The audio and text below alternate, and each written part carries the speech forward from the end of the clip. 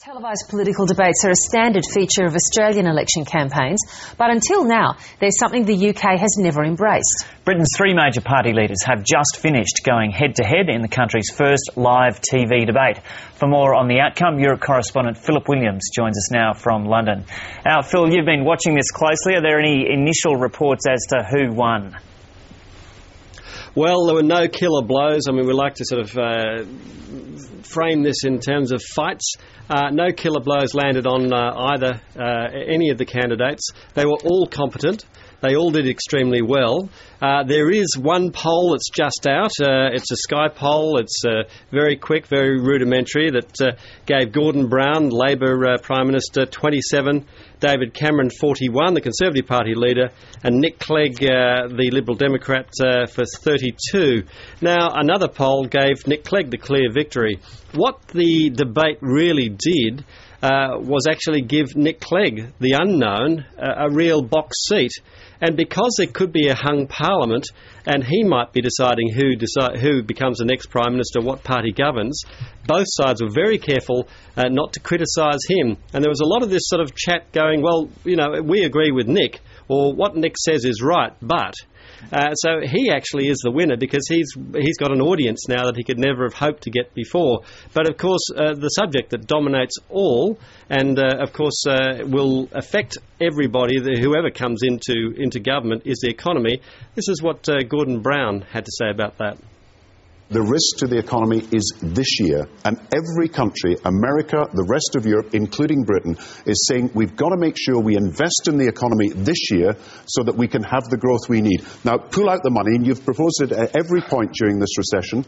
Pull out the money, and you'll have less growth, you'll have less jobs, and you will have less businesses. Now, that's the fear. We've got to take an overall responsibility for the whole economy. But all I would say is this argument, I think, just doesn't address the fundamental issue. There are going to be big things over the next few years, and neither of them will come clean on this with you, that we simply can't afford to do. Trident. I don't think we can afford it. A tax on banks, I think, is now unavoidable. Tax credits. We need to look at public sector pensions. These are big decisions which we need to take. And I would like us for once to get politicians together to I've got the agenda, Mr. Clegg. Not telling you. I just want to make this. I think people at home watching will find it extraordinary that Gordon Brown is really saying you've got to go on wasting money to keep the economy going. Why not cut the waste and stop the tax rise? It can't be. How is a 7% pay rise for NHS managers essential for economic growth? I'm going to have to park it there. We've made 35 billion. I'm going to stop you. That's a pretty feisty moderator there, Phil. It was very authoritative. I'll tell you, if he was a schoolmaster, you'd be sitting there pretty straight in your chair, I think. Now, is it the case that Nick Clegg has found it hard to get his voice heard previously, and now that he's up there on this stage, he's kind of on an equal footing with the other leaders?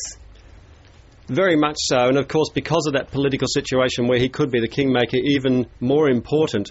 His general polls for the party sit at around 18 to 20%, so he's not going to be the Prime Minister, but he may well decide who is, and that gives him a very powerful position.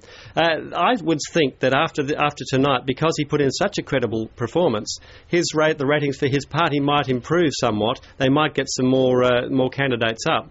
Now, then the question is, at whose expense? Labor's or the Conservatives? These are the crucial questions that we won't know, and we really don't know what people are thinking in the marginal seats, and it only matters in the marginal seats, really, how they perceive this debate.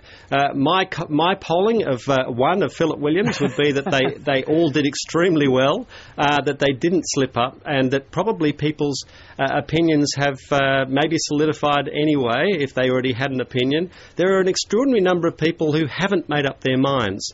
There are 2 more debates to go. I think a lot of people won't be deciding which way they vote until the very last moment, and I very much doubt that tonight's debate has swung it seriously one way or the other. And Phil, where was the worm?